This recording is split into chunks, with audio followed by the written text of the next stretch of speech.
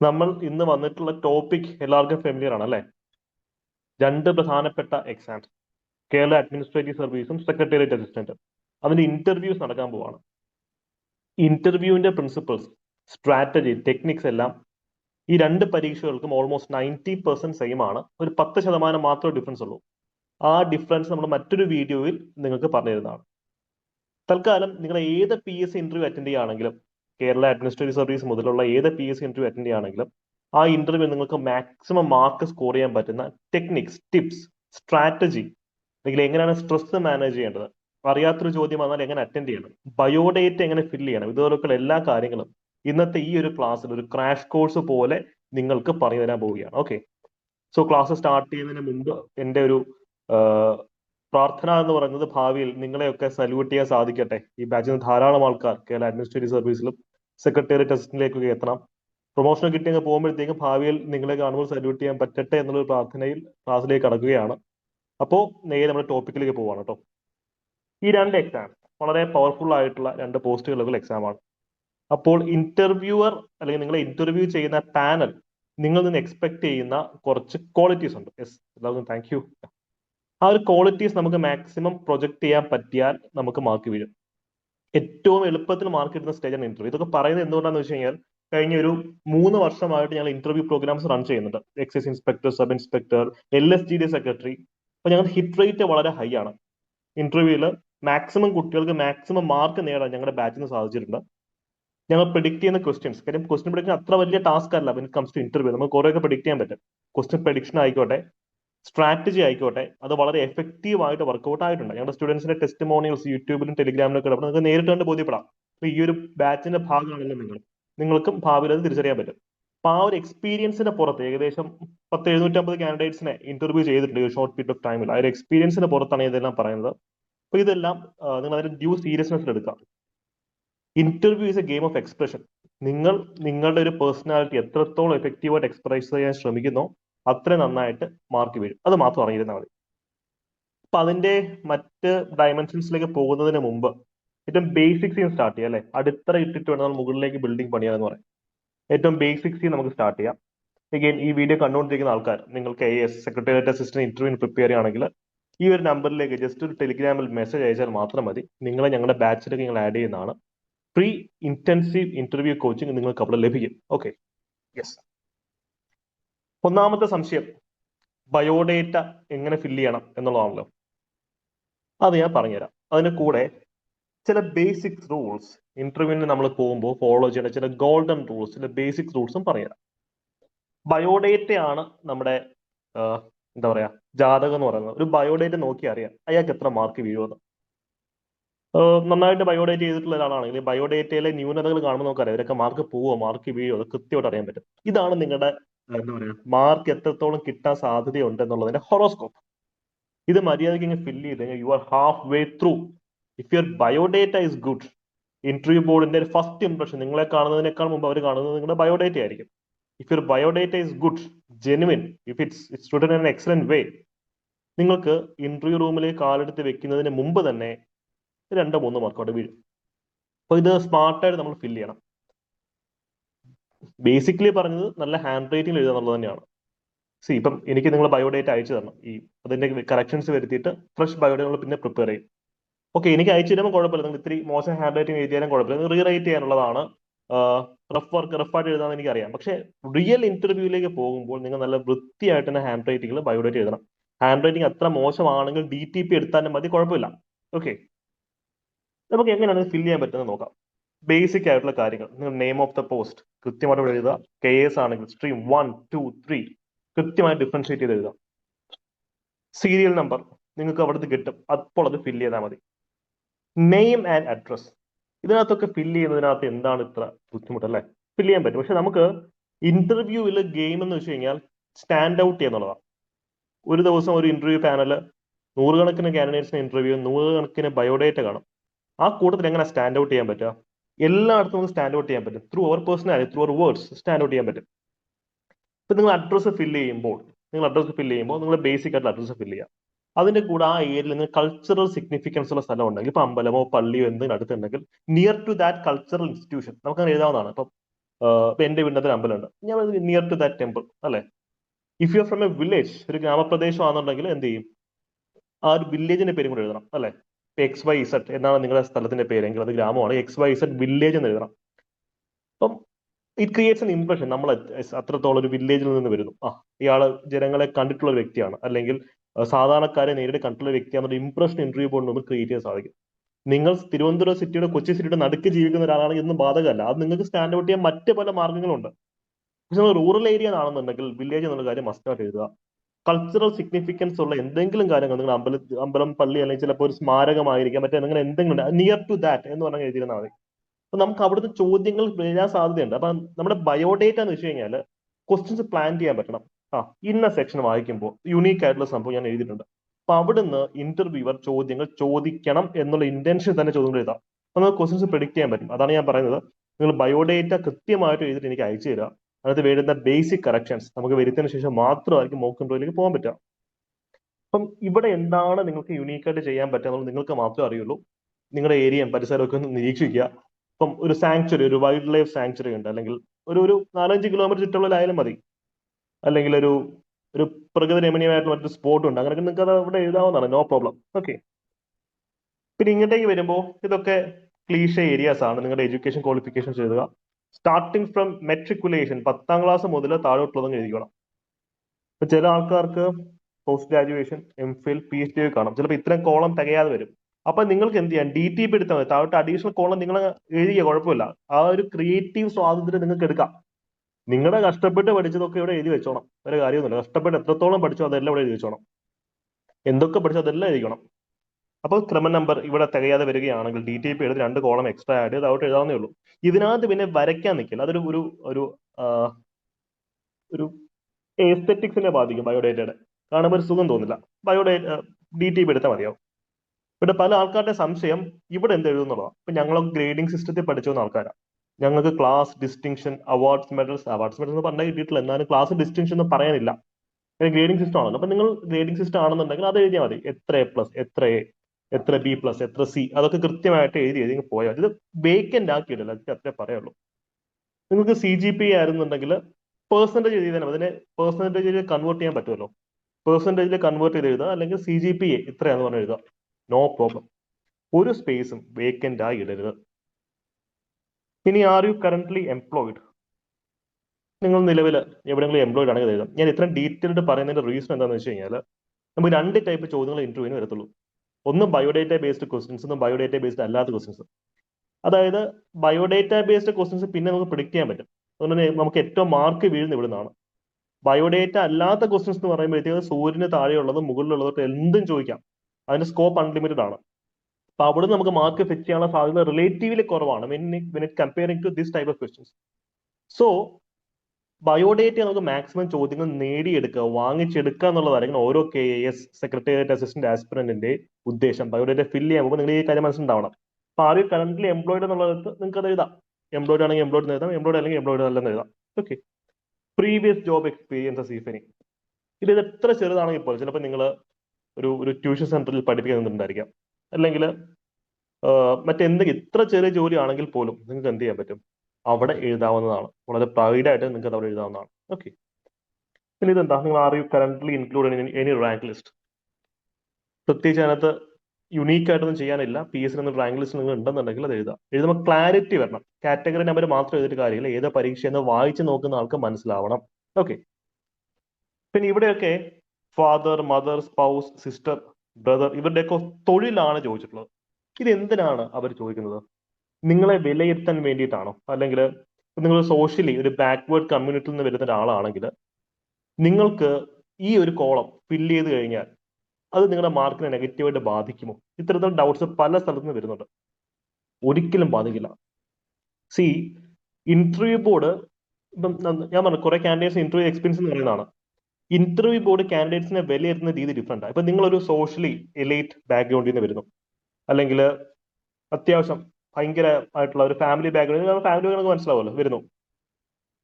അപ്പോ ഇന്റർവ്യൂ ബോർഡിന് അറിയാം നിങ്ങൾക്ക് ലൈഫിൽ പല ലക്ഷറീസ് ഉണ്ടായിട്ടുണ്ട് അല്ലെ. നിങ്ങൾ അധികം നിങ്ങൾ കഷ്ടപ്പെട്ട് പഠിച്ചിട്ടാണ് ഇവിടെ എഴുതിയിട്ടുള്ളൂ, പക്ഷേ അതുള്ള സാഹചര്യങ്ങൾ നിങ്ങൾക്ക് ഉണ്ടായിരുന്നുള്ള കാര്യം ഇന്റർവ്യൂ ബോർഡിന് അറിയാം. ഓൺ ദ അതർ ഹാൻഡ്, ഈ ഒരു സെഗ്മെന്റ് വായിക്കുമ്പോഴത്തേക്ക് ഒരു ഇന്റർവ്യൂവിന് തോന്നുന്നു നമുക്ക് ഇയാൾ സോഷ്യലി വൾണറബിൾ ആയിട്ടുള്ള അല്ലെങ്കിൽ കുറച്ച് ബാക്ക്വേർഡ് ആയിട്ടുള്ള കമ്മ്യൂണിറ്റിയിൽ നിന്ന് വരുവാണ്, അല്ലെങ്കിൽ ഒരു ഫാമിലി ബാക്ക്ഗ്രൗണ്ടിൽ നിന്ന് വരുവാന്ന് തോന്നുകയാണെങ്കിൽ അയാൾ ഇന്റർവ്യൂ ബോർഡ് കുറെ കൂടെ റെസ്പെക്ട്ഫുൾ ആയിട്ടായിരിക്കും നോക്കിക്കാണാം. കാര്യം he was A fighter, he or she was A fighter. ഇത്രയും പ്രതിസന്ധികളെ തരണം ചെയ്ത് കഷ്ടപ്പെട്ട് പഠിച്ചാണ് അയാൾ ഇവിടെ വരെ എത്തിയത്. അത് പോസിറ്റീവാണ്. മനസ്സിലായല്ലോ? It is very evident. അപ്പൊ അതുകൊണ്ട് തന്നെ വളരെ ജെന്യുവൻ ആയിട്ട് തന്നെ എന്താണ് ഒക്കുപേഷൻ എന്നുള്ള കാര്യം ഫില്ല് ചെയ്യുക. പല ആൾക്കാരും ചോദിക്കും, സാർ എന്റെ അച്ഛന് കൂലിപ്പണിയാണ്, ഞാൻ എങ്ങനെ ബയോഡേറ്റിൽ ഫില്ല് ചെയ്യുന്നത്? എന്തിനാണ് നിങ്ങൾ പേടിക്കുന്നത്? കാര്യം നിങ്ങളുടെ അച്ഛൻ വിയർപ്പ് ഒഴുക്കി പണിയെടുത്താണ് നിങ്ങൾ ഇവിടെ എത്തിച്ചത്. എന്തിനാണ് നിങ്ങൾ അങ്ങനെ ഒരു ഇൻസെക്യൂരിറ്റി കാണിക്കുന്നത്? മാത്രമല്ല, അങ്ങനെ വെച്ച് കഴിഞ്ഞാൽ നിങ്ങളുടെ ബയോഡേറ്റ ബൂസ്റ്റ് ആവുകയാണ് ചെയ്യുന്നത്. മനസ്സിലായല്ലോ? സോ വളരെ ജെന്യുവൻ ആയിട്ട് വളരെ പ്രൗഡ് ആയിട്ട് തന്നെ ഈ ഒരു കോളം നിങ്ങൾ ഫില്ല് ചെയ്യണം. ഓക്കെ.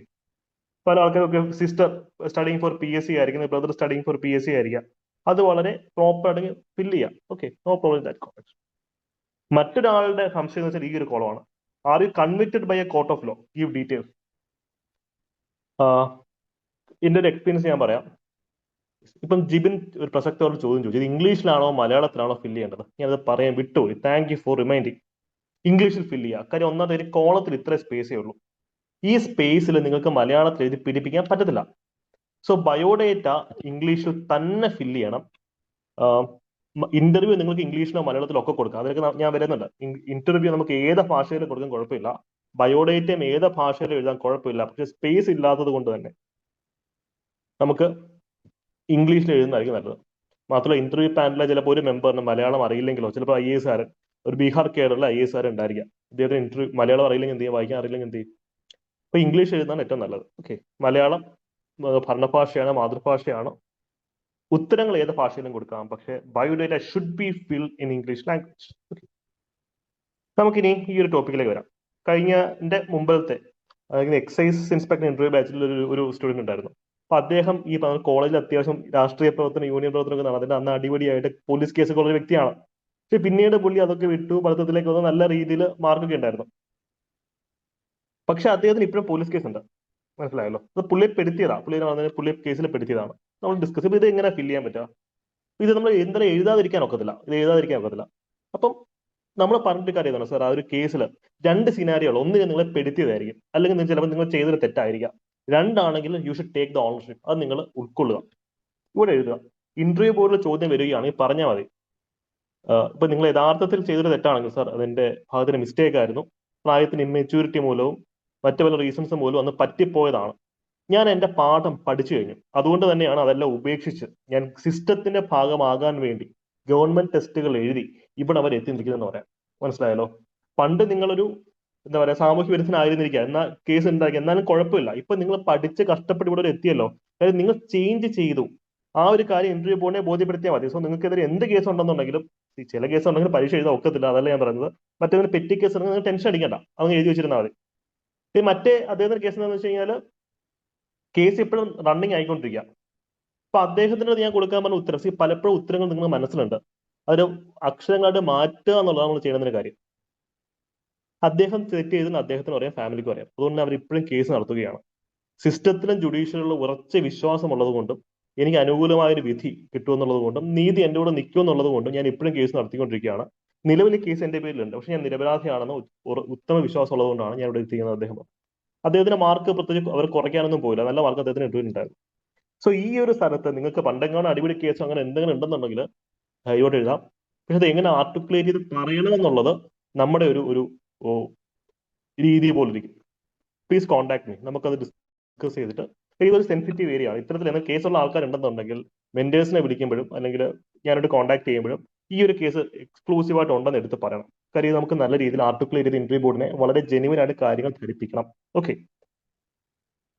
ഇതിന്റെ കേസും അത് തന്നെയാണ്. ഏതെങ്കിലും ക്രിമിനൽ ചാർജസ് നിങ്ങൾക്കെതിരെ നിലവിലുണ്ടോ എന്നൊക്കെ ചോദ്യം വന്നു കഴിഞ്ഞാൽ നമ്മൾ ഈ രീതി വളരെ ജെന്യുവൻ ആയിട്ട് കാര്യങ്ങൾ അവതരിപ്പിക്കണം. Okay. The principle is simple.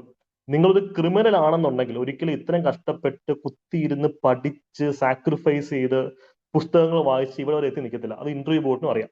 അപ്പൊ നമ്മൾ വളരെ മാന്യമായിട്ട് ഇന്റർവ്യൂ ബോർഡിനെ ബോധ്യപ്പെടുത്തിയാൽ മതി. ഓക്കെ. പിന്നെ യുവർ ഹോബീസ് എന്തൊക്കെയാണെന്നാണ് ചോദ്യം.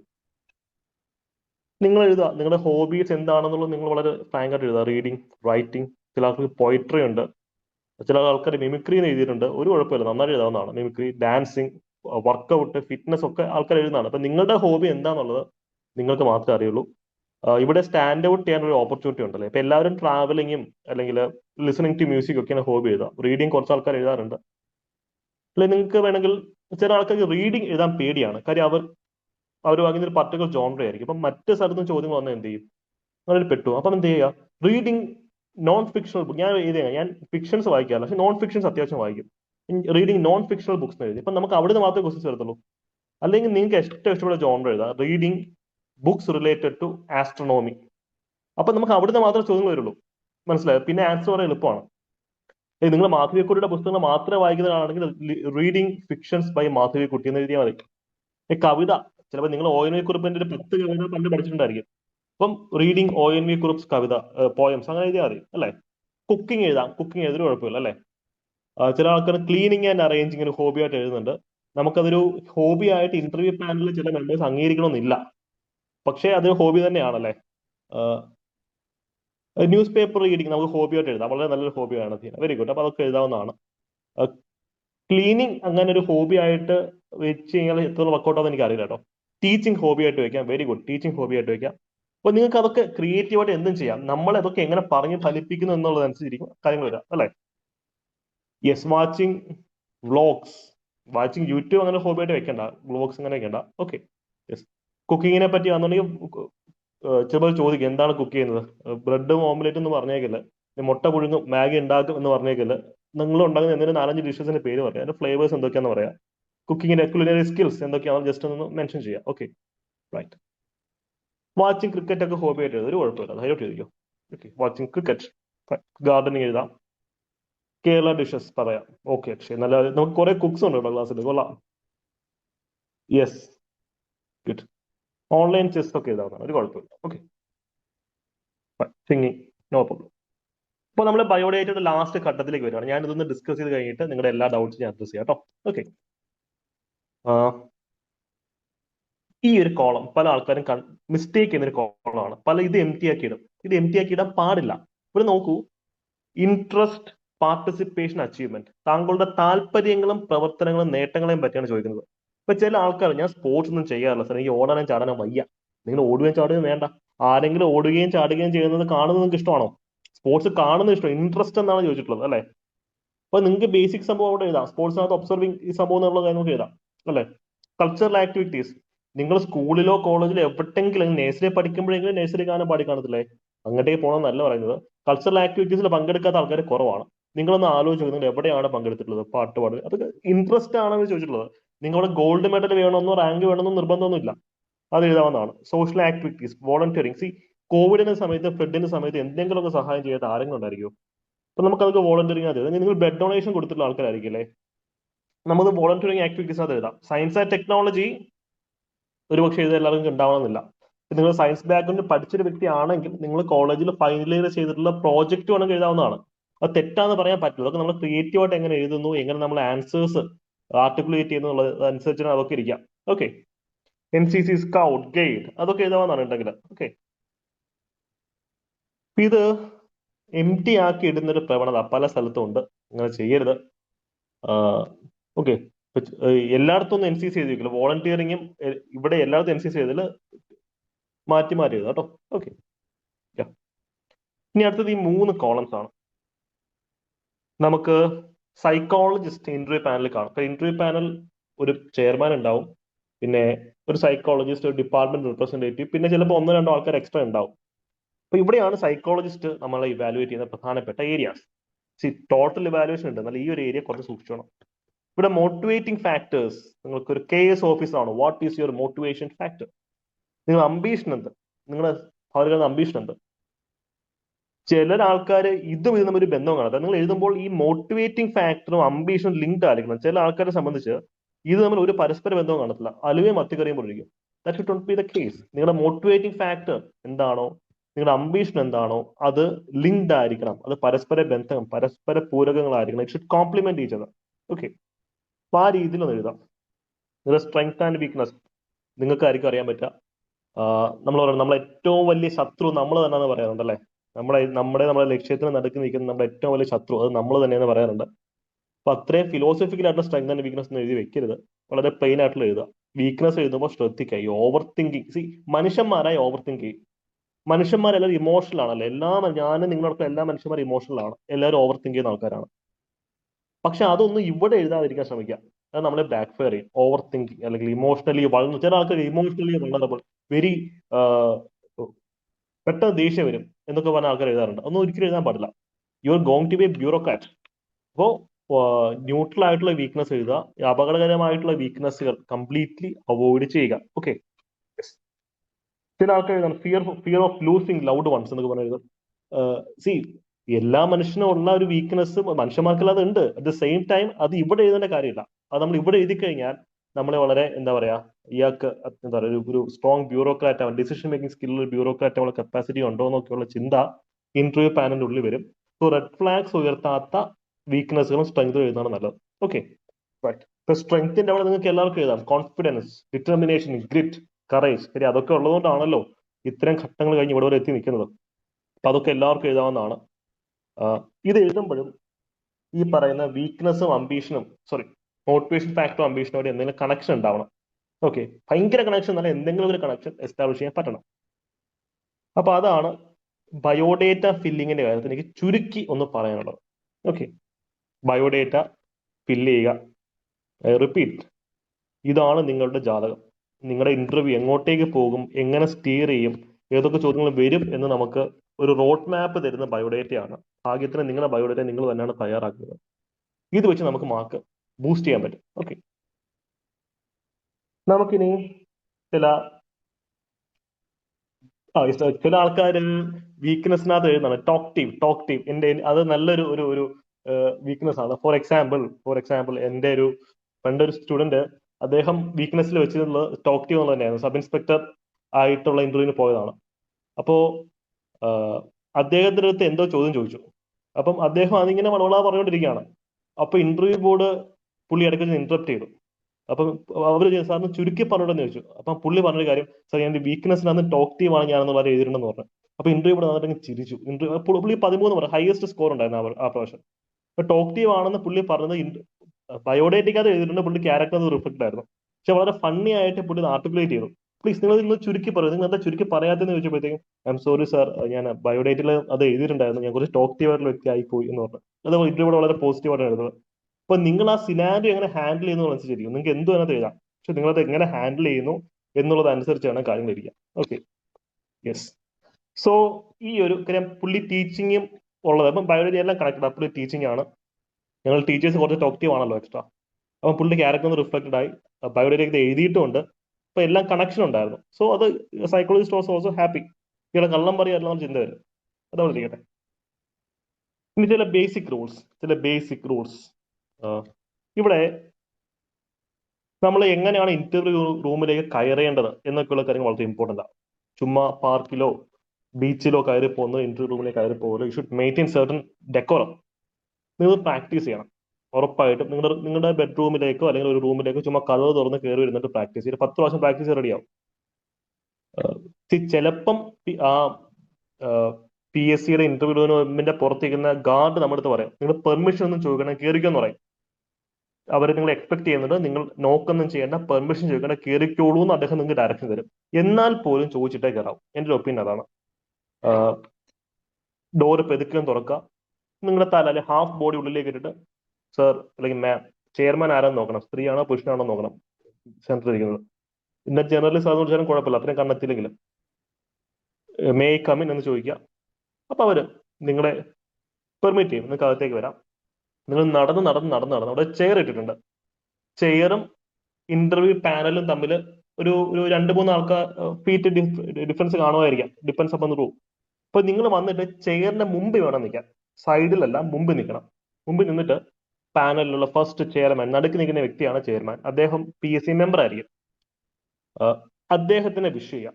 അതിനുശേഷം പാനലിലുള്ള എല്ലാവരെയും നിങ്ങൾ മുഖത്ത് നോക്കി വിഷ് ചെയ്യാം. It shows your confidence.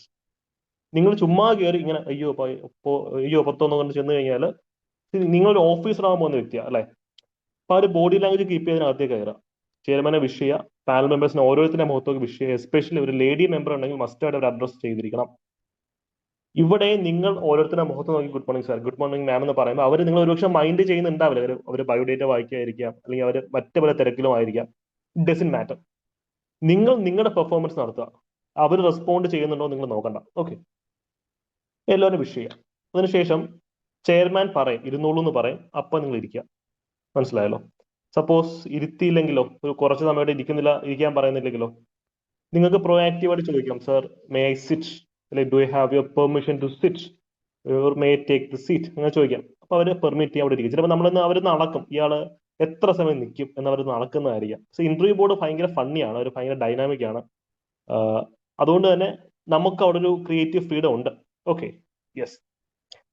So അങ്ങനെ നമുക്കത് ചെയ്യാവുന്നതാണ്. ഇരിക്കുക. അപ്പൊ ഇതാണ് ഒരു ബേസിക് ഡെക്കോർ എന്ന് പറയുന്നത്. ഇത് നിങ്ങൾ ഒരു വിഷ്വലൈസ് ചെയ്തിട്ട് ഡെയിലി ഒരു 2-3 ദിവസം പ്രാക്ടീസ് ചെയ്യുമ്പോൾ ഒരു അറപ്പങ്ങ് മാറും. ഇന്റർവ്യൂവിന്റെ പ്രശ്നം എന്താണെന്ന് വെച്ച് കഴിഞ്ഞാൽ നിങ്ങൾക്ക് പ്രാക്ടീസ് ഇല്ല. ഉച്ചത്തിൽ സംസാരിച്ചു, ഒരു ഇന്റർവ്യൂ സംസാരിച്ചോ അല്ലെങ്കിൽ ഇന്റർവ്യൂ റൂമിൽ കയറിയോ പ്രാക്ടീസ് ഇല്ല. അതിന്റെ ഒരു അവേർഷം മാത്രം നിങ്ങൾക്കുള്ളത്, അല്ല നിങ്ങൾക്ക് പേടിയും സ്ട്രെസ്സും ആങ്സൈറ്റിയും ഒന്നും അല്ല. അതുകൊണ്ട് തന്നെ പ്രാക്ടീസ് ചെയ്ത് കഴിഞ്ഞാൽ ഇത്തരത്തിലുള്ള പേടികളെല്ലാം നമുക്ക് മാറ്റിയെടുക്കാൻ പറ്റും. അൺഫോർച്ചുനേറ്റ്ലി നമുക്കിവിടെ എന്താ പറയാ, ഓൺലൈൻ ഇന്റർവ്യൂസ് ആണുള്ളത്. അതിന് ഫോർച്യൂണേറ്റ് എന്താണെന്ന് വെച്ചാൽ നമുക്ക് ഓരോരുത്തർക്കും ഇന്റർവ്യൂവിൽ കയറി വരാൻ പറ്റും. നിങ്ങൾ ഓരോരുത്തരുടെ ആൻസേഴ്സ് ലിസൺ ചെയ്ത്, ഓരോരുത്തരും ഇഷ്ടംപോലെ ടൈം ഇൻവെസ്റ്റ് ചെയ്ത്, ഇങ്ങനെ ഒരു സബ്ജക്റ്റിൽ കീറി മുറിച്ച് നിങ്ങൾക്ക് ഫീഡ്ബാക്ക് തരാൻ പറ്റും, ഇന്റർവ്യൂ പെർഫെക്റ്റ് ആക്കാൻ പറ്റും. പക്ഷെ നിങ്ങളുടെ ബോഡി ലാംഗ്വേജ്, റൂമിലേക്കുള്ള എൻ്റർ ചെയ്യുന്ന രീതി, ഇറങ്ങിപ്പോകുന്ന രീതി, അത് മോണിറ്റർ ചെയ്യാനുള്ള മാർഗം എനിക്കില്ല. പക്ഷെ മറ്റെല്ലാ കാര്യങ്ങൾക്കും എനിക്ക് കൃത്യമായിട്ട് ഇൻസ്ട്രക്ഷൻ തരാൻ പറ്റും. അപ്പൊ ഇത് നിങ്ങളുടെ കയ്യിലാണ്. Please take care of that. Okay. പിന്നെ ഡ്രസ് കോഡൊക്കെ എന്താണെന്ന് എല്ലാവർക്കും അറിയാലോ. എല്ലാവർക്കും ബേസിക് ഡ്രസ് കോഡൊക്കെ അറിയാമെന്ന് ഞാൻ വിശ്വസിക്കുന്നു. KS ഇന്റർവ്യൂ ഉള്ള ആൾക്കാർക്ക് ബ്ലേസേഴ്സ് അല്ലെങ്കിൽ ഷർട്ടും കോട്ടും ടൈ ഒക്കെ ഉണ്ടെങ്കിൽ നല്ലതായിരിക്കും. It shows you are serious. Secretariat അസിസ്റ്റന്റിന് ഇതുവരെ അങ്ങനെ കൺവെൻഷൻ ഇല്ല. അതുകൊണ്ട് നിങ്ങളായിട്ട് സ്റ്റാർട്ട് ചെയ്യണമെന്ന് ഞാൻ പറയത്തില്ല. പക്ഷെ കഴിഞ്ഞ പ്രാവശ്യം KS ഇന്റർവ്യൂവിന് ഷർട്ട് കോട്ട് ടൈ ഒക്കെ ഉണ്ടായിരുന്നു. അതില്ലെങ്കിലും കുഴപ്പമില്ല. നിങ്ങൾക്ക് കംഫർട്ടബിൾ ആയിട്ടുള്ള ഒരു എക്സിക്യൂട്ടീവ് ഡ്രസ്, ഷർട്ട് ഇൻ ചെയ്യണമെന്ന് മാത്രമേ ഉള്ളൂ. ഓക്കെ, ഡീസെന്റ് ആയിട്ടുള്ള ഷർട്ട് ഇൻ ചെയ്ത് പോകണമെന്ന് മാത്രമേ ഉള്ളൂ. അങ്ങനെ ചെയ്താൽ മതി. ഇഫ് യു ഹാവ് ഓവർ കോഡിൽ ബ്ലേസേഴ്സ് ഒക്കെ ഉണ്ടെന്നുണ്ടെങ്കിൽ കേസിന് നിങ്ങൾക്ക് യൂസ് ചെയ്യാവുന്നതാണ്. സെക്രട്ടേറിയറ്റ് അസിസ്റ്റന്റ് ഞാൻ നിർബന്ധം പറയില്ല. പിന്നെ ലേഡി കാൻഡിഡേറ്റ്സിന് 2 ഓപ്ഷനേ ഉള്ളൂ, ചുരിദാർ അല്ലെങ്കിൽ സാരി, അല്ലെ? ചുരിദാർ അല്ലെങ്കിൽ സാരി. നിങ്ങൾ KS ആണെങ്കിലും സെക്രട്ടേറിയറ്റ് അസിസ്റ്റന്റ് ആണെങ്കിലും നിങ്ങൾക്ക് യൂസ് ചെയ്യാവുന്നതാണ്. ഇപ്പോഴത്തെ ഒരു ട്രെൻഡിങ് എന്താണെന്ന് വെച്ച് കഴിഞ്ഞാൽ, കഴിഞ്ഞ ദിവസം നമ്മുടെ സ്റ്റുഡൻസ് അവർ ഏകദേശം ഒരു lady candidates full sleeve blouse ഉള്ള സാരീസ് യൂസ് ചെയ്യും. അതിലൊരു ബ്യൂറോക്കാരിക്ക് ഒരു പവർഫുൾ ലുക്ക് ഉണ്ട്. വരാം ഇന്റർവ്യൂ ബോർഡ് കാണുമ്പോൾ ഷീ സീരിയസ് എന്ന ചിന്ത വരും. ചുരിദാർ ഒരു കുഴപ്പമില്ല, ചുരിദാർ കംഫർട്ടബിൾ അതിടാം. നിങ്ങൾക്ക് എന്താണോ കംഫർട്ടബിൾ അതിടാം. സാരി ആണെങ്കിൽ ഇപ്പൊ ഒരു ഫുൾ സ്ലീവ് സാരി ഇടാന്നുണ്ടെങ്കിൽ അത് ഭയങ്കര എന്താ പറയാ, ഒരു ബ്യൂറോക്കാരിക് ലുക്ക് വരുന്നതായിട്ട് നമുക്ക് തോന്നുന്നില്ല. കഴിഞ്ഞ ദിവസം നല്ല ട്രെൻഡിങ് ആയിരുന്നു. എന്തായാലും കംഫർട്ടബിൾ ആയിട്ടുള്ള ഡ്രസ്സ് ഇട്ടിട്ട് തന്നെ പോവാം. ഓർണമെന്റ്സ് അങ്ങനെ റിമൂവ് ചെയ്യണമെന്നില്ല. ബേസിക് ഓർണമെന്റ്സ് ഒക്കെ ഇടാം. പളപളപ്പുള്ള വലിയ ഇങ്ങനെ സ്വർണ്ണത്തിലും വെള്ളിയിലും കുളിച്ചു പോകരുന്നേ ഉള്ളൂ. ബേസിക് ഓർണമെന്റ്സ് ഒക്കെ ഇടാം. അതൊക്കെ നമ്മുടെ കൾച്ചറിന്റെയും ഇതിന്റെയൊക്കെ ഭാഗമാണ്. അതിപ്പം പുരുഷന്മാർക്കാണ് നമുക്ക് മോതിരം ഒക്കെ ഉണ്ടെന്നുണ്ടെങ്കിൽ ഇടാം, ഒരു കുഴപ്പമില്ല. ഒരു ഒപ്റ്റിമൽ ലിമിറ്റ് കൂടുതലാവരുത് എന്നുള്ള ഒറ്റ പ്രശ്നമേ ഉള്ളൂ. Okay, yes. This is not army. നമ്മൾ ആർമിയിലേക്കല്ല പോകുന്നത്, സിവിലിയൻ ജോബ് ആണ്. അതുകൊണ്ട് തന്നെ ഇതൊക്കെ ഇട്ടുന്നതിൽ ഒരു കുഴപ്പമില്ല. ഓക്കെ. ചന്ദനക്കുറി തൊട്ടിട്ട് പോയിട്ടുള്ള ആൾക്കാരുണ്ട്. തലയിൽ ഇസ്ലാമിക് തൊപ്പി വെച്ച് പോയിട്ടുള്ള ആൾക്കാരുണ്ട്. അതൊക്കെ അലൗഡ് ആണ്. നമ്മൾ സിവിലിയൻ ജോബിലേക്കാണ് പോകുന്നത്. നിങ്ങൾക്ക് അത്രത്തോളം പ്രിയപ്പെട്ട കൾച്ചറൽ സയൻസ് ഉണ്ടെന്നുണ്ടെങ്കിൽ അത് പ്രൗഡായിട്ട് തന്നെ വെയർ ചെയ്തിട്ട് പോകും, ഒരു കുഴപ്പമില്ല. ഓക്കെ, അപ്പൊ അതാണ് ബേസിക് റൂൾസിന്റെ കാര്യത്തിൽ നമുക്ക് പറയാനുള്ളത്, അല്ലെ? തട്ടവിട്ട് പോയിട്ടുള്ള ആൾക്കാരുണ്ട്. അതൊക്കെ ഒന്നും ഇന്റർവ്യൂ ബോർഡ് നമ്മളെ ജഡ്ജ് ചെയ്യില്ല അതിനൊന്നും ബേസിൽ. റൈറ്റ്. അപ്പൊ ഇനിയാണ് നമുക്ക് ബയോഡേറ്റയുടെ കാര്യങ്ങൾ, അല്ലെങ്കിൽ ബേസിക് കാര്യങ്ങൾ. ഇനി ഞാൻ പറഞ്ഞതിന് സ്പീഡ് കൂടുന്നുണ്ടോ, അല്ലെങ്കിൽ ഫോളോ ചെയ്യാൻ പറ്റുന്നുണ്ടോ? എന്താ സിറ്റുവേഷൻ ഒന്ന് കമന്റ് ചെയ്തേ. ഇത്രയും പറഞ്ഞ കാര്യങ്ങൾ എല്ലാവരും ക്ലിയർ ആണോ? ഏതെങ്കിലും ഏരിയയിൽ ആംബിഗ്വിറ്റീസ് ഉണ്ടോ? ഡൗട്ട്സ്? യെസ്. അപ്പൊ അക്ഷയ് ചോദിക്കുന്നുണ്ട്, ചെയർമാൻ പുരുഷനാണ്, പക്ഷെ പാനലിൽ ഒരു ലേഡി മെമ്പർ ഉണ്ട്, അപ്പൊ നമ്മൾ ആരെ വിഷ് ചെയ്യണം എന്ന് ചോദിക്കുന്നുണ്ട്. ഒരു ബ്രിട്ടീഷ് സ്റ്റാൻഡേർഡ് അനുസരിച്ച് നമ്മൾ ഫസ്റ്റ് ലേഡി മെമ്പറിനെ തന്നെ വിഷ് ചെയ്യണം. ചെയർമാൻ ഉണ്ടെങ്കിൽ ഇപ്പോൾ നമ്മൾ ലേഡി മെമ്പറിനെ തന്നെ വിഷ് ചെയ്യണം. പക്ഷേ നമ്മുടെ ഇവിടുത്തെ ഒരു സെറ്റപ്പും ഇവിടുത്തെ ഒരു പൊതുവെ അംഗീകരിക്കപ്പെട്ടുള്ള രീതി അനുസരിച്ച് നമ്മൾ ഹൈറാർക്കി കുറച്ച് നോക്കുന്ന ഒരു ഓൾഡ് സെറ്റപ്പ് ആണല്ലോ നമ്മുടെ. അപ്പൊ അതുകൊണ്ട് എനിക്ക് തോന്നുന്നു ഫസ്റ്റ് ചെയർമാനെ തന്നെ വിഷ് ചെയ്തു. അല്ലെങ്കിൽ പിന്നെ നിങ്ങൾ ഇന്റർവ്യൂമിൽ കയറിയിട്ട് ലേഡി മെമ്പർ ആവണം തപ്പാൻ വേണ്ടി ടൈം എടുക്കേണ്ടി വരും. ആ ഒരു റിസ്ക് ഒഴിവാക്കാൻ വേണ്ടിയിട്ട് നമുക്ക് എന്ത് ചെയ്യാം, ഫസ്റ്റ് ചെയർമാനെ വിഷ് ചെയ്യുക, അതിനുശേഷം പാനൽ മെമ്പേഴ്സിനെ ഓരോരുത്തരെ വിഷ് ചെയ്യുക. ഫസ്റ്റ് ലേഡിയെ തന്നെയാണ് വിഷ് ചെയ്യേണ്ടത്. That's the true etiquette. പക്ഷേ ആ സമയത്ത് സ്ട്രെസ്സും ആങ്സൈറ്റിയും കാരണം ഇത് നിങ്ങൾക്ക് ഇതിലും ടെൻഷൻ കൂടും. ലേഡിയെ കണ്ടെത്താൻ വേണ്ടി ഇങ്ങനെ ചിലപ്പോൾ കണ്ണ് എത്തിന്നിരും. അത് സാരമില്ല, ഓരോരുത്തരെ കണ്ണിൽ പെടുന്ന മുറയ്ക്ക് വിഷ് ചെയ്ത് പോയാൽ മതി. ഓക്കെ, അതായിരിക്കും സേഫ് ഗെയിം. റൈറ്റ്, ക്ലിയർ ആണല്ലോ? ഇതിന്റെ പേര് നിങ്ങൾ മാർക്ക് നഷ്ടമാവത്തൊന്നുമില്ല, അല്ലാതെ നമ്മൾ വിഷ് ചെയ്യുന്നുണ്ടല്ലോ, അതിന് കുഴപ്പമില്ല. ക്ലിയർ ആണെന്ന് വിചാരിക്കുന്നു. അപ്പോൾ ഇരിക്കാൻ ആര് പറഞ്ഞാലും നമുക്ക് ഇരിക്കാവുന്നതാണ്. ആര് പറഞ്ഞാലും നമുക്ക് ഇരിക്കാവുന്നതാണ് കേട്ടോ. അല്ല, ചെയർമാൻ തന്നെ ആയിരിക്കും പറയാൻ നിർബന്ധമൊന്നുമില്ല. ചിലപ്പോൾ ചെയർമാൻ നമ്മുടെ മുഖത്തൊന്നും നോക്കുന്നുണ്ടാവില്ല. ഇനി നമുക്ക് കുറച്ച് ക്വസ്റ്റ്യൻസ്, ഈ പരീക്ഷയ്ക്ക് വരാൻ സാധ്യതയുള്ള കുറച്ച് ക്വസ്റ്റ്യൻസ് ഡിസ്കസ് ചെയ്യാം. ഇതിവിടെ എന്ത് വരാം? ഫോർച്ചുനേറ്റ്ലി കഴിഞ്ഞാൽ നമ്മുടെ LSTD ബാച്ചിലെ സ്റ്റുഡൻസിന് ചോദിച്ചാൽ അറിയാം, നമ്മൾ പ്രിഡിക്ട് ചെയ്ത ക്വസ്റ്റ്യൻസിന് ഹിറ്റ് റേറ്റ് വളരെ അധികമായിരുന്നു. കാര്യം നമ്മൾ ശരിക്കും റിസർച്ച് ചെയ്ത് കുറെ ക്വസ്റ്റ്യൻസ് കണ്ടെത്തിയിരുന്നു LSTD ഡിപ്പാർട്ട്മെന്റിനെ സംബന്ധിച്ച്. എങ്ങനെയാണ് ക്വസ്റ്റ്യൻസ്, ഹിറ്റ് റേറ്റ് വളരെ അധികമായിരുന്നു. പിന്നീട് ഓരോ ഇന്റർവ്യൂ കഴിയുമ്പോഴും കുട്ടികളുടെ നമുക്ക് ക്വസ്റ്റ്യൻസ് കിട്ടുമല്ലോ, അവരുടെ അടുത്ത് ചോദിച്ചിട്ടുള്ള ചോദ്യങ്ങൾ, അത് വെച്ചിട്ട് അടുത്ത ചോദ്യങ്ങൾ പ്രെഡിക്ട് ചെയ്യാൻ യൂസ് ചെയ്യാറ്. സോ അതാണ് ഞങ്ങൾക്ക് റിക്വസ്റ്റ്, അതാണ് നിങ്ങളുടെ ഇന്റർവ്യൂ കഴിയുമ്പോൾ നിങ്ങൾക്ക് കിട്ടിയിട്ടുള്ള ചോദ്യങ്ങൾ ഞങ്ങൾക്ക് തരിക. ഞങ്ങൾക്ക് അത് വെച്ചിട്ട് ഫ്യൂച്ചർ ക്വസ്റ്റ്യൻസ് പ്രിപ്പയർ ചെയ്യാൻ പറ്റും. Okay, so sharing is caring എന്ന് പറയുന്നത് ചെയ്യാം. അപ്പം കുറച്ച് സാമ്പിൾ ക്വസ്റ്റ്യൻസ് ഞാൻ അവിടെ കൊണ്ടുവന്നിട്ടുണ്ട്, വരാൻ സാധ്യതയുള്ള ചോദ്യം കൊണ്ടുവന്നിട്ടുണ്ട്. നിങ്ങൾ നിങ്ങളുടെ പേരിന്റെ അർത്ഥം നോക്കിയിട്ട് പോകണം. മീനിങ് ഓഫ് ഇതൊക്കെ നമ്മുടെ ഇന്റർവ്യൂ ട്രെയിനിങ് ഗ്രൂപ്പിനകത്ത് സ്ക്രീൻഷോട്ട് ഞാൻ എടുത്തേക്കുന്നതാണ്. ഇനിയും ക്വസ്റ്റ്യൻസ് ആഡ് ചെയ്യും. അപ്പൊ നിങ്ങൾക്ക് അത് ബേസിക്സ് ആയിട്ട് നോക്കുക, സ്കാൻ ചെയ്തിട്ട് പോകുന്നുണ്ട് ബിഫോർ ഇന്റർവ്യൂ. നിങ്ങളുടെ പേരിന്റെ അർത്ഥം നോക്കി വെക്കുക. ഇപ്പൊ എന്റെ പേരിന്റെ അർത്ഥം അനുദീപ് എന്നാണ്. ഞാൻ പല വീഡിയോയിലും പറഞ്ഞിട്ടുണ്ട്. ഇപ്പൊ എന്റെ അടുത്ത് ചെയർമാൻ ചോദിച്ചത് എന്താണ് ആ വാക്കിന്റെ അർത്ഥം. ഞാൻ പറഞ്ഞു, സാർ ജെന്റിൽ ലൈറ്റ് അല്ലെ എന്നാണ്. അപ്പോ ആരാണ് പേരിട്ടത്? ഇവൻ അച്ഛനാണ് പേരിട്ടത്. എവിടെ നിന്നാണ് പേര് കിട്ടിയത്? അത് പുരാണിക് എൻസൈക്ലോപീഡിയ എന്നാണ് അദ്ദേഹത്തിനെ പേര് കിട്ടിയെന്ന് പറഞ്ഞു. അത് ആരെ എഴുതിയാണ്? വെട്ടം മാണി സാറാണ്. അപ്പൊ മാണി സാറെ പറ്റിച്ചാണ്, മാണി സാറ് പറ്റി വളരെ ഫന്നിയായിട്ട് ആ ഒരു കോൺവെർസേഷൻ ഒക്കെ പോയി. സോ നിങ്ങളുടെ പേര് വളരെ യുണീക്ക് ആണെന്നുണ്ടെങ്കിൽ, എന്റെ പേരൊക്കെ എന്താ പറയാ, അവർക്ക് പറഞ്ഞ് മനസ്സിലാക്കാൻ തന്നെ പാടാണ്. അനുദീപ്, ഡിപ്പാണോ ദീപാണോ, ഒരു 10 പ്രാവശ്യം കിട്ടി ഞാൻ അനുദീപ് അനുദീപ് റിപ്പീറ്റ് ചെയ്ത് എനിക്കിപ്പോൾ ശീലമായി. അപ്പൊ അത്തരത്തിലുള്ള ഇതുപോലൊക്കെയുള്ള കോംപ്ലിക്കേറ്റഡ് പേര് ആർക്കും ഉണ്ടെന്നുണ്ടെങ്കിൽ ഒന്ന് നോക്കി വെച്ചോളാം. കോംപ്ലിക്കേറ്റഡ് അല്ലാത്ത പേരാണെങ്കിൽ നിങ്ങളുടെ പേരിന്റെ അർത്ഥം ഒന്ന് നോക്കി വെച്ചിട്ട് പോവാം. ഒരു നല്ലൊരു കോൺവെർസേഷൻ ഇനിഷ്യേറ്റ് ചെയ്യാനുള്ള അവസരമായിരിക്കും അത്. ഓക്കെ, പിന്നീട് ബേസിക് ആയിട്ട് നിങ്ങൾ ബയോഡേറ്റയിൽ നിന്ന് നോക്കേണ്ടത്, നിങ്ങളൊരു എഞ്ചിനീയർ ആയിരിക്കാം, ഒരു BA പഠിച്ചൊരു വ്യക്തി ആയിരിക്കാം, MA ആയിരിക്കാം. നിങ്ങളുടെ എഡ്യൂക്കേഷൻ ക്വാളിഫിക്കേഷൻ, നിങ്ങൾ പോകുന്ന ഡിപ്പാർട്ട്മെന്റിന് അല്ലെങ്കിൽ നിങ്ങൾ പോകുന്ന ലൈക്ക് ഗവൺമെന്റിന്റെ സിസ്റ്റത്തിന് ബ്യൂറോക്രാറ്റ് ആവാൻ നിങ്ങൾ എങ്ങനെ ഹെൽപ്പ് ചെയ്യും, അത് നോക്കണം അല്ലെ. കഴിഞ്ഞ ബാച്ചിൽ നമ്മൾ ഫേസ് ചെയ്ത ഒരു കോമഡി അതായിരുന്നു. മെക്കാനിക്കൽ എഞ്ചിനീയേഴ്സ് കുറച്ച് അധികം ഉണ്ടായിരുന്നു. അപ്പം അവര് SI ബാച്ചിനകത്തുണ്ട്, LSTDക്കകത്തുണ്ട്. അപ്പം മെക്കാനിക്കൽ എഞ്ചിനീയറിന് എന്താണ് ഈ LSTDയിൽ കോൺട്രിബ്യൂട്ട് ചെയ്യാൻ പറ്റുക? അതല്ലെന്നുണ്ടെങ്കിൽ സബ് ഇൻസ്പെക്ടർ എന്നുള്ള രീതിയിൽ എന്താണ് കോൺട്രിബ്യൂട്ട് ചെയ്യാൻ പറ്റുക? എല്ലാ ഡിപ്പാർട്ട്മെന്റിലും വെഹിക്കിൾസ് ഉണ്ടല്ലോ, ഇൻഫ്രാസ്ട്രക്ചർ ഉണ്ടല്ലോ. ഇൻഫ്രാസ്ട്രക്ചർ ഇല്ലാത്ത ഒരു ഗവൺമെന്റ് സിസ്റ്റം ഇല്ലല്ലോ. അപ്പൊ അവിടെയൊക്കെ നമുക്ക് ഈ ഒരു സ്കിൽ യൂസ് ചെയ്യാൻ പറ്റും, ഒരു സംശയം വേണ്ട. മാത്രമല്ല ഒരു എഞ്ചിനീയർ എന്നുള്ള രീതിയിൽ നിങ്ങൾക്ക് analytic ability, problem solving skill, അല്ലെങ്കിൽ ക്രിട്ടിക്കൽ തിങ്കിങ് ഒക്കെ ഡെവലപ്പ് ചെയ്യുന്നുണ്ടല്ലോ. മെഷീൻസിനെ പറ്റി മാത്രം. അപ്പൊ ഈ എബിലിറ്റീസ് ഒക്കെ നിങ്ങൾക്ക് ഗവർണൻസിൽ യൂസ് ചെയ്യാൻ പറ്റും. മനസ്സിലായല്ലോ?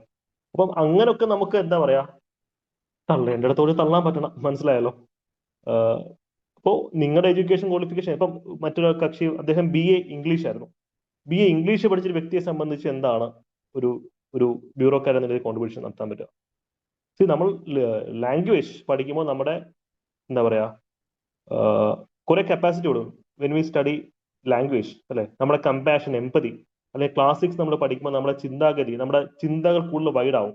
നമുക്ക് എന്താ പറയാ, കൂടുതൽ ട്രെയിനബിൾ ആയിട്ട് നമ്മൾ മാറും അല്ലെ. നമ്മൾ കൂടുതൽ പുസ്തകങ്ങൾ വായിക്കുന്നു, അല്ലെങ്കിൽ ഗ്രാമർ പഠിക്കുന്നു, അതൊക്കെ നമ്മുടെ ക്രിട്ടിക്കൽ തിങ്കിങ് വർദ്ധിപ്പിക്കുന്ന കാര്യങ്ങളാണ്. അപ്പോൾ ആ രീതിയിൽ നിങ്ങളുടെ എഡ്യൂക്കേഷൻ ക്വാളിഫിക്കേഷൻ എന്താണോ, ഇപ്പൊ ഫിഷറീസ് പഠിച്ചൊരു വ്യക്തിയാവാം, ബയോടെക്നോളജി പഠിച്ചൊരു വ്യക്തിയാവാം. അപ്പൊ എന്താ നിങ്ങൾക്ക് സയൻസിന്റെ, അപ്പൊ നിങ്ങൾ ഇതൊക്കെ പഠിക്കുന്നതിനെ കൂടുതൽ എന്തായാലും കമ്പ്യൂട്ടർ ഒരു വിഷയമായിട്ട് പഠിച്ചിട്ടുണ്ടായിരിക്കുമല്ലോ. നിങ്ങൾക്ക് പറയാം, കാര്യം നമ്മൾ ഡിജിറ്റലൈസേഷൻ യുഗത്തിലേക്കാണ് പോകുന്നത്. ഈ സബ്ജക്ട് അല്ലെങ്കിൽ ആ ഒരു കോർ സബ്ജക്ട് പഠിക്കുന്നതിന് കൂടുതൽ ഈ കമ്പ്യൂട്ടറും പഠിക്കാനുണ്ടായിരുന്നു. അതുകൊണ്ട് ഇപ്പൊ BSc കെമിസ്ട്രി ആണ് പഠിച്ചത് ഒരാൾ പറയുന്നത്. BSc കെമിസ്ട്രിയുടെ കൂടെ നിങ്ങൾക്ക് ഒരു പക്ഷേ കമ്പ്യൂട്ടർ ഒക്കെ പഠിക്കാനുണ്ടായിരുന്നിരിക്കുമല്ലോ. അപ്പം ഡിജിറ്റൽ യുഗത്തിലേക്ക് പോകുന്നതുകൊണ്ട് തന്നെ എനിക്ക് അവിടെ സ്കിൽ അപ്ഗ്രേഡ് ചെയ്യാനും നോളജ് അക്വയർ ചെയ്യാൻ പെട്ടെന്ന് ഈസി ആയിരിക്കും എന്ന് പറയാം അല്ലെ. എക്സാക്ട്ലി. ഇപ്പൊ ഈ പറഞ്ഞ പോലെ നിങ്ങൾ ഓൾറെഡി സർവീസിലുള്ള ഒരു വ്യക്തിയാണെങ്കിൽ, ഇത് KS-കാരത്തിന് ഈ പ്രത്യേകം പറയാനുള്ളത്, നിങ്ങൾ ഓൾറെഡി സ്ട്രീം 2 അല്ലെങ്കിൽ 3 വ്യക്തിയാണെങ്കിൽ നിങ്ങൾ ഡിപ്പാർട്ട്മെന്റിനെ പറ്റി അരച്ചിറക്കി പഠിച്ചിട്ട് പോവുക. നിങ്ങളുടെ ഇന്റർവ്യൂവിന്റെ ഒരു 30% ടൈമും ആ ഒരു ടോപ്പിക്കിലായിരിക്കും ഇൻവെസ്റ്റഡ് ആവുക. ഓക്കെ, മെയിൻ ഇന്റർവ്യൂവിന്റെ അത് കൃത്യമായിട്ട് നോക്കിയിട്ട് പോവുക. പിന്നെ എന്തുകൊണ്ടാണ് അവിടെ ഇങ്ങോട്ടേക്ക് വരുന്നത് എന്നൊക്കെയുള്ള ചോദ്യങ്ങൾ നമുക്ക് സ്മാർട്ടായിട്ട് അപ്രോച്ച് ചെയ്താൽ മതി. Okay, yes, exactly. Secretariat assistant ആണെങ്കിൽ നമുക്ക് നോക്കണം, ഇതാണെങ്കിലും നോക്കാം കഴിഞ്ഞ ഡിപ്പാർട്ട്മെന്റിനെ സംബന്ധിച്ച്. ഓക്കെ, പിന്നീട് നിങ്ങൾ ജസ്റ്റ് ഒന്ന് വായിച്ച് നോക്കിയാൽ മതി. ഇത് സ്ക്രീൻഷോട്ട് എടുത്ത് വെച്ചോളൂ വേണമെങ്കിൽ. Problems and solutions. ഗവൺമെന്റ് അല്ലെങ്കിൽ ബ്യൂറോക്രസിന്റെ പ്രോബ്ലംസ് സൊല്യൂഷൻസ് ഉണ്ട്. കറപ്ഷൻ എങ്ങനെ സോൾവ് ചെയ്യാം, ഗവൺമെന്റിന്റെ ഫ്ലാഗ്ഷിപ്പ് സ്കീംസ്, ഗവൺമെന്റിന്റെ ബഡ്ജറ്റ്. ഞാൻ ജസ്റ്റ് വെച്ചേക്കാണ്. ഇതിനെ പറ്റിയുള്ള മറ്റ് ഡീറ്റെയിൽസ് ഞാൻ ബാച്ചിൽ തരാം. ഓക്കെ. ഇപ്പോ പഞ്ചായത്ത് ഇലക്ഷൻസ് നടക്കുന്ന സമയമാണ്. അതിനെപ്പറ്റി ചോദ്യങ്ങൾ എന്തായാലും വരും. അപ്പോൾ നിങ്ങൾ നോക്കുക എങ്ങനെയാണ് നമുക്കത് ആൻസർ ചെയ്യാൻ പറ്റുന്നത്. ക്വസ്റ്റ്യൻ സീരീസ് അതാണ്. ഇനി ഇതിലേക്ക് വരുമ്പോൾ എനിക്ക് പറയാനുള്ള ഒരു കാര്യം, ഇന്റർവ്യൂവിനെ സംബന്ധിച്ച് കമ്മ്യൂണിക്കേഷൻ ഈസ് ദ സ്കിൽ. ഇതാണ് നിങ്ങളെ എവിടെ എത്തിക്കുന്നു തീരുമാനിക്കുന്നത്. എഴുത്ത് പരീക്ഷയൊക്കെ കഴിഞ്ഞാൽ നിങ്ങളിനി എന്താ പറയാ, ഇന്റർവ്യൂ കഴിഞ്ഞാലും അതിന് ശേഷമുള്ള ജോലി, KS ഓഫീസർ ആവുന്നു, സെക്രട്ടറി അസിസ്റ്റന്റ് ആവുന്നു, അവിടെയൊക്കെ നിങ്ങളുടെ കമ്മ്യൂണിക്കേഷൻ എബിലിറ്റി ആണ് നിങ്ങളുടെ ഫ്യൂച്ചർ നിശ്ചയിക്കുന്നത്. The way you speak, the way you എന്താ പറയാ പ്രസന്റ് യുവർ സെൽഫ്, അത് ഭയങ്കര ഇമ്പോർട്ടന്റ്. അതുകൊണ്ടാണ് ഇപ്പൊ ഇവർ ഇന്റർവ്യൂ എല്ലാത്തിനും വെച്ചേക്കുന്നത്. ടെൻഷൻ അടിക്കാതെ കാം ആൻഡ് കമ്പോസ്ഡ് ആയിട്ടുള്ള, അത്യാവശ്യത്തിന് സ്ട്രെസ് മാനേജ്മെന്റ്, ടൈം മാനേജ്മെന്റ് ഒക്കെ അറിയാവുന്ന ഒരു വ്യക്തിയാണ് എന്നുള്ളത് നിങ്ങൾ അവിടെ നിന്ന് പ്രൊജക്ട് ചെയ്താൽ മതി. ഇവിടെ ഒരിക്കലും ഇന്റർവ്യൂ ബോർഡിന്റെ ഈഗോയെ നിങ്ങൾ ഹർട്ട് ചെയ്യില്ല. ഇന്റർവ്യൂ ഈഗോയെ ഹർട്ട് ചെയ്യില്ല. ഇപ്പോ നിങ്ങൾക്ക് നല്ല വൊക്കാബുലുള്ള വ്യക്തി ആയിരിക്കാം. സപ്പോസ് ഇന്റർവ്യൂ ബോർഡിൽ ചോദ്യം ചോദിക്കുന്നു, ആരും കേൾക്കാത്ത കടിച്ചാ പൊട്ടാത്ത ഒരു ഇംഗ്ലീഷ് വാക്ക് അവരുടെ കയറി പ്രയോഗിച്ച് അവരെ അങ്ങ് എന്താ പറയാ ഇംപ്രസ് ചെയ്യുക നിങ്ങൾ വിചാരിക്കില്ല. ചില ആൾക്കാരുണ്ട് ഭയങ്കര വൊക്കാബുലറി ആവുന്ന ചിന്തയിൽ ഇന്റർവ്യൂ ബോർഡിൽ ചോദ്യങ്ങൾ ചോദിക്കും, ഒന്നും മനസ്സിലാവാതെ നിങ്ങൾ ഏൻഷ്യന്റ് ഇംഗ്ലീഷോ അല്ലെങ്കിൽ ലാറ്റിൻ ഓവർലാപ്പ് ചെയ്യുന്ന ഇംഗ്ലീഷിലോ ഒക്കെ അവർ ആൻസേഴ്സ് കൊടുക്കും. അവിടെ കമ്മ്യൂണിക്കേഷൻ ബ്രേക്ക് ഡൗൺ ആവുകയാണ്. മനസ്സിലായല്ലോ? നിങ്ങളുടെ മാർക്കോട് ഇടിയും. അങ്ങനെ സംഭവിച്ചിട്ടുണ്ട്. അതുകൊണ്ട് ശശി തരൂർ ആവാൻ നോക്കണം ഇന്റർവ്യൂ ഹോളിനകത്ത്. ഓക്കെ, അതാണ് ആരും ശശി തരൂർ ആവാൻ അതാണ് ശശി തരൂർ ആവാൻ നോക്കരുത്. എല്ലാവർക്കും മനസ്സിലാകുന്ന സ്വാഭാവികമായിട്ടുള്ള ഭാഷയിൽ ഇംഗ്ലീഷ് ആണെങ്കിലും മലയാളം സംസാരിക്കാം. Okay, yes. നിങ്ങളുടെ മറ്റ് ഡൗട്ട്സ് ഞാൻ ഇതിന്റെ ലാസ്റ്റ് അഡ്രസ് ചെയ്തു കേട്ടോ. ഓക്കെ, ഇവിടെ പേഴ്സണലി എനിക്ക് നിങ്ങളുടെ പറയാനുള്ള ഒരു കാര്യം, അധികം സംസാരിച്ച് വായിട്ടറിച്ച് ശീലമില്ലാത്ത ആൾക്കാരാണെന്നുണ്ടെങ്കിൽ ഡു എക്സസൈസ്. ഓറൽ എക്സസൈസ് ഉണ്ട്, ഓറൽ എക്സസൈസ്. നിങ്ങൾ ജസ്റ്റ് ഗൂഗിൾ ചെയ്ത് നോക്കുക. കാര്യം പല ആൾക്കാർക്കും സംസാരിക്കാനുള്ള ഒരു വിമുഖത എന്ന് വെച്ച് കഴിഞ്ഞാൽ അവര് അധികം സംസാരിക്കാത്ത ആൾക്കാരാണ്. അപ്പൊ ഇന്റർവ്യൂവിന് വരുമ്പോൾ എങ്ങനെ ഉറച്ച് സംസാരിക്കണം, എങ്ങനെ നമ്മുടെ ത്രോട്ട് യൂസ് ചെയ്യണം എന്നൊക്കെ സംശയം വരും. നിങ്ങൾ എന്ത് ചെയ്യുക, കുറെ ഓറൽ എക്സസൈസ് ഉണ്ട്. ജസ്റ്റ് ഒന്ന് യൂട്യൂബിൽ കയറി നോക്കുക, ഓറൽ എക്സസൈസ് ബിഫോർ സ്പീച്ച് എന്നൊന്ന് അടിച്ചു നോക്കിയാൽ മതി. കുറെ ജസ്റ്റ് ഈ ഒരു സൗണ്ട് ഉണ്ടല്ലോ, കാണുമ്പോൾ സില്ലിയായിട്ട് തോന്നും. പക്ഷെ നിങ്ങൾ ഇത് റെഗുലർ ആയിട്ട് ചെയ്യാന്നുണ്ടെങ്കിൽ നമ്മുടെ ആ ഒരു ഫേഷ്യൽ മസിൽസും ത്രോട്ടും ഒക്കെ സംസാരത്തിന് പറ്റുന്ന രീതിയിൽ എന്താവും, മോഡുലേറ്റഡ് ആവും. ഓറൽ എക്സസൈസസ് ഫോർ സ്പീച്ച് അല്ലെങ്കിൽ ഫോർ സൗണ്ട് ക്ലാരിറ്റി എന്ന് അടിച്ചു കൊടുക്കുകയാണെങ്കിൽ ഇതിൽ ഇഷ്ടംപോലെ വീഡിയോസ് കിട്ടും. ഇതിൽ 4-5 മിനിറ്റ് ചെയ്യാന്നുണ്ടെങ്കിൽ നിങ്ങളുടെ സൗണ്ടിന്റെ ക്വാളിറ്റിയും നിങ്ങൾ സംസാരിക്കുമ്പോൾ നിങ്ങളുടെ കോൺഫിഡൻസ് ഒക്കെ കൂടും. ത്രോട്ടിനുണ്ട്, ലിപ്സിനുണ്ട്, ഈ ഒരു ജോ മസിൽസ് ഒക്കെ കണ്ടീഷൻ ആയിട്ട് വരണം. ഇപ്പൊ പല ആൾക്കാരും ടീച്ചേഴ്സായിട്ട് വർക്ക് ചെയ്യുന്ന ആൾക്കാരുണ്ട് നമ്മുടെ ഈ കൂട്ടത്തിൽ, എനിക്കറിയാം. നിങ്ങൾക്ക് കുഴപ്പമില്ല, കാര്യം നമ്മളൊക്കെ തൊണ്ട കൊണ്ട് ജീവിക്കുന്ന ജീവികളാണല്ലോ. അപ്പൊ എങ്ങനെ വന്നാലും നമുക്ക് ആ ഒരു ത്രോട്ട് ഉണ്ട്. അതല്ലാത്ത ആൾക്കാർ, അധികം സംസാരിക്കാത്ത മിണ്ടാപ്പൂച്ചകളായിട്ട് ആൾക്കാരുണ്ടെങ്കിൽ പ്ലീസ് ഡു ദീസ് എക്സസൈസസ്. അപ്പോൾ ആ ഒരു അവേർഷൻ, കാര്യം നമുക്ക് സംസാരിക്കാൻ വിമുഖത ബയോളജിക്കലും കൂടെയാണ്. ഈ ഒരു എക്സസൈസ് ചെയ്തെങ്കിൽ ബയോളജിക്കലായിട്ടുള്ള ഇഷ്യൂസ് മാറും. ഓക്കെ, ഞാൻ ബാച്ചിലേക്ക് വരുമ്പോൾ ഞാൻ അത് കൂടുതൽ ഡീറ്റെയിൽ ആയിട്ട് പറഞ്ഞുതരാം. Yes, communication. പിന്നെ ഇന്റർവ്യൂ ബോർഡിനകത്ത് നിങ്ങൾ കള്ളം പറയാനോ അല്ലെങ്കിൽ എന്താ പറയാ ഇന്റർവ്യൂ ബോർഡ് നിങ്ങൾ പറ്റിച്ച് രക്ഷപ്പെടാന്നുള്ള പ്ലാനിൽ ആരും വരില്ല. നല്ല ഇന്റലിജന്റ് ആയിട്ടുള്ള ബോർഡാണ് ഇന്റർവ്യൂ ബോർഡ് എന്ന് പറയുന്നത്. ഇവിടെ നിങ്ങൾക്ക് എന്താ പറയാ ഓഫേഴ്സ് ലൈക്ക് ക്വാളിറ്റീസ് എന്നൊരു പറയുന്ന സംഭവമുണ്ട്. ഓയിൽ ക്യൂസ് 10-25 ക്വാളിറ്റീസ് ഉണ്ട്. ഓണസ്റ്റി, ലീഡർഷിപ്പ്, കറേജ് എന്നൊക്കെ പറയുന്നത്. നിങ്ങൾക്ക് ഈ ക്വാളിറ്റീസ് ഉണ്ടോ എന്നുള്ളതാണ് ഇന്റർവ്യൂയുടെ പ്രധാനമായിട്ട് വിലയിരുത്തുന്നത്. നിങ്ങൾക്ക് ആ ക്വാളിറ്റി സെറ്റ് ചെയ്യുന്ന പോയിന്റ് ഓഫ് ടൈം, ഇപ്പൊ നിങ്ങൾ ഹയസ്റ്റ് ഐക്യമുള്ള ഒരു വ്യക്തിയാണ്, പക്ഷേ നിങ്ങളെ വിശ്വസിക്കാൻ കൊള്ളില്ല എന്ന് ഇന്റർവ്യൂവിന് തോന്നുകയാണെങ്കിൽ നിങ്ങൾക്ക് ഏറ്റവും മോശം മാർക്ക് ഇട്ട് തരും.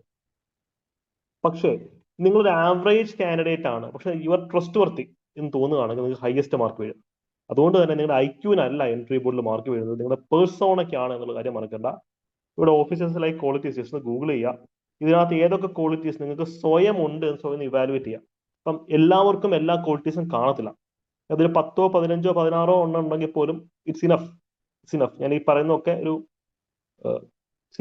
ഈ ഇന്റർവ്യൂ ബോർഡിന് ട്രെയിനിങ് ഉണ്ട്. ഇപ്പം ഇന്റർവ്യൂ ബോർഡ് UPSC, PSC അവർക്ക് സെറ്റ് ഓഫ് ഗൈഡ് ലൈൻസ് ഉണ്ട്. അവർ നോക്കുന്ന കാര്യങ്ങളിൽ പ്രധാനമായിട്ട് വരുന്ന ചില കാര്യങ്ങൾ നമ്മളിവിടെ പറയുന്നത്. അപ്പൊ അതുകൊണ്ട് തന്നെ ഈ ക്വാളിറ്റീസ് എത്ര ഉണ്ടോ നിങ്ങൾ ഇവാലുവേറ്റ് ചെയ്യുക. നിങ്ങൾക്ക് ഇല്ലാത്ത ക്വാളിറ്റീസ് ഏതൊക്കെയാണെന്ന് നോക്കുക. അപ്പൊ അതെങ്ങനെയാണ് ഇനിയുള്ള ദിവസങ്ങൾ ഡെവലപ്പ് ചെയ്യാൻ പറ്റുന്നത് നോക്കുക. ചില ആൾക്കാർ കറേജ് കുറച്ച് കുറവായിരിക്കും, നല്ല ബുദ്ധിമാന്മാരായിരിക്കും, നല്ല കമ്പാഷൻ ആയിട്ടുള്ള വ്യക്തികളായിരിക്കും, പക്ഷേ ധൈര്യം കുറച്ച് കുറവായിരിക്കും. ഇന്റർവ്യൂ തീരെ മുട്ടടിക്കും. അത് നമുക്ക് ഒരിക്കലും കോംപ്രമൈസ് ചെയ്യാൻ പറ്റാത്ത ക്വാളിറ്റിയാണ്. ആ ഒരു ക്വാളിറ്റി നമ്മൾ ഈ ദിവസം ഡെവലപ്പ് ചെയ്യണം. ഓക്കെ, ജസ്റ്റ് അത് ഒന്ന് സൂചിപ്പിച്ച് കുറച്ച് ഡീപ്പായിട്ടുള്ള ടോപ്പിക്കാണ്. നമുക്ക് ഇതിനെപ്പറ്റി പിന്നീട് വേറെ വിഷയമായിട്ട് ചർച്ച ചെയ്യാം. ഇപ്പൊ നമ്മൾ ഈ ക്ലാസ്സിന്റെ അവസാനത്തെ ഘട്ടത്തിലേക്ക് കടക്കുകയാണ് കേട്ടോ.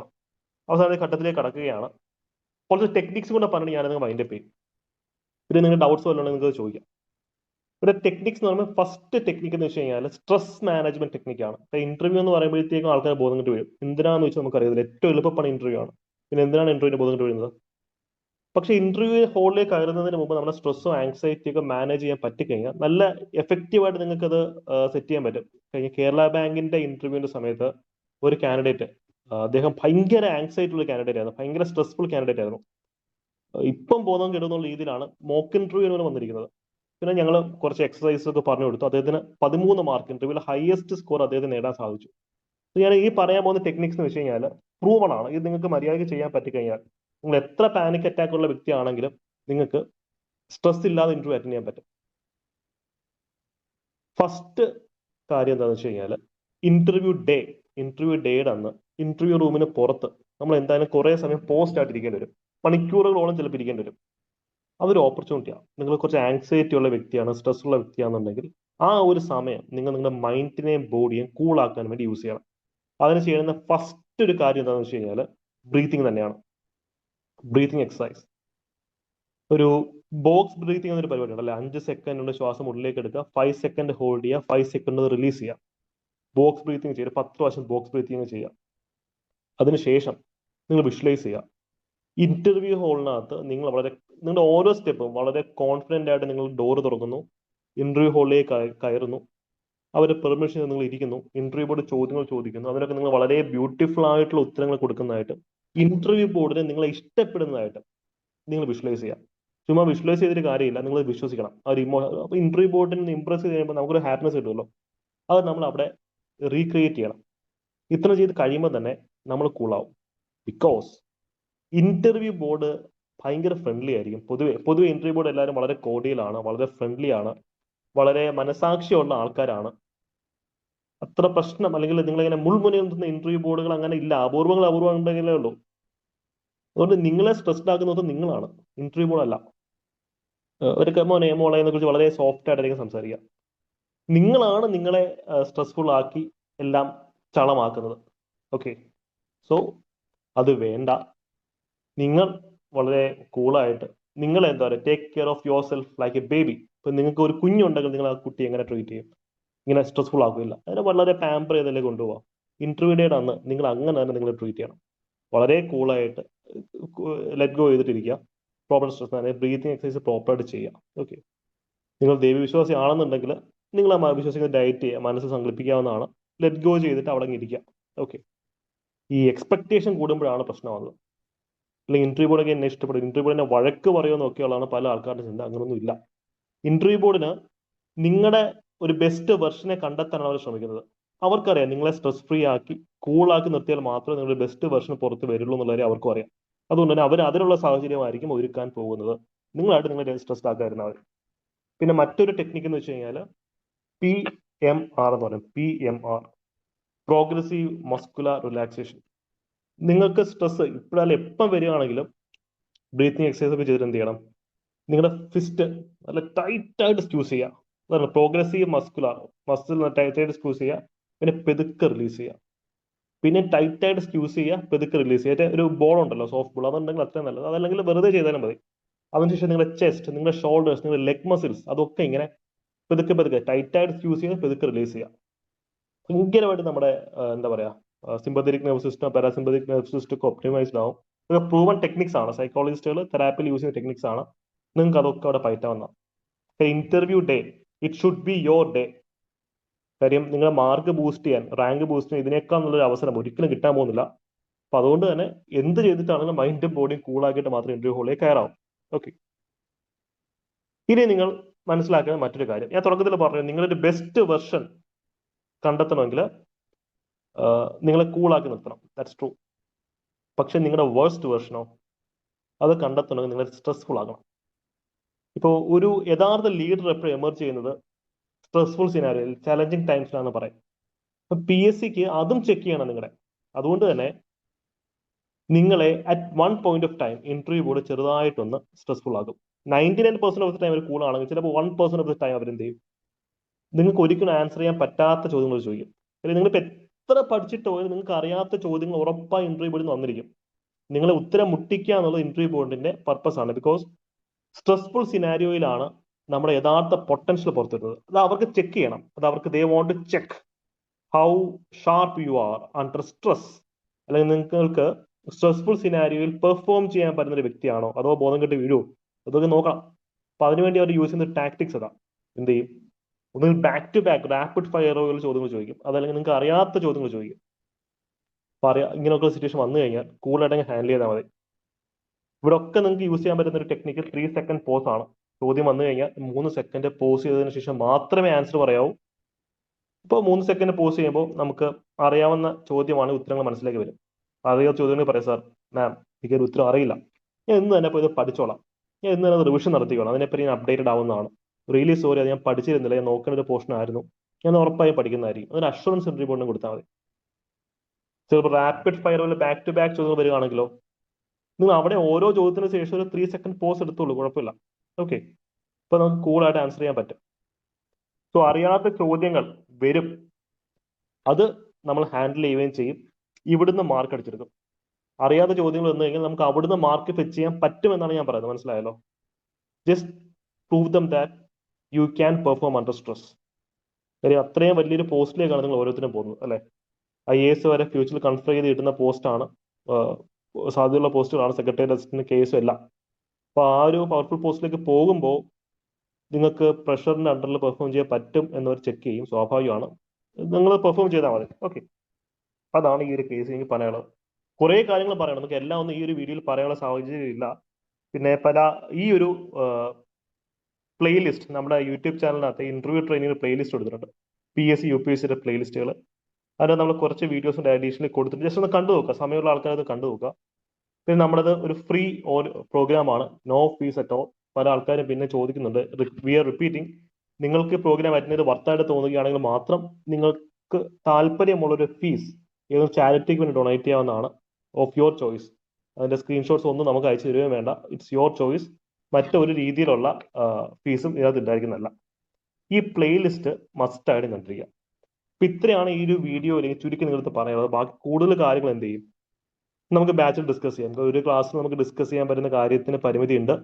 ജസ്റ്റ് തുടക്കമായിട്ടിരിക്കുക. യൂട്യൂബിൽ ഈ വീഡിയോ കാണുന്ന ആൾക്കാർ നിങ്ങളുടെ ഫ്രണ്ട്സിനും നിങ്ങളുടെ വെരിഫൈഡ് ഗ്രൂപ്പ്സ് ഒക്കെ അതിലേക്കൊക്കെ ഒന്ന് ഷെയർ ചെയ്ത് കൊടുക്കും കേട്ടോ. ഇപ്പൊ KS-നും സെക്രട്ടേറിയറ്റ് ടെസ്റ്റിനും വെരിഫൈഡ് ഗ്രൂപ്പ്സും കാര്യങ്ങളൊക്കെ ഉണ്ടല്ലോ. അപ്പൊ ഇന്റർവ്യൂ കോച്ചിങ് നോക്കുന്ന ആൾക്കാരുണ്ടെങ്കിൽ ഉറപ്പായിട്ട് അവർക്ക് ഇത് യൂസ് ആയിരിക്കും. അപ്പൊ ഞാൻ തൽക്കാലം എന്ത് ചെയ്യാം, റെക്കോർഡിംഗ് ഒന്ന് ഓഫ് ചെയ്തതിനു ശേഷം നിങ്ങളുടെ ഡൗട്ട്സ് ഉണ്ടെങ്കിൽ ക്ലിയർ ചെയ്ത് തരാം കേട്ടോ. Okay, yes. സോ വീഡിയോ കണ്ട എല്ലാവർക്കും നന്ദി.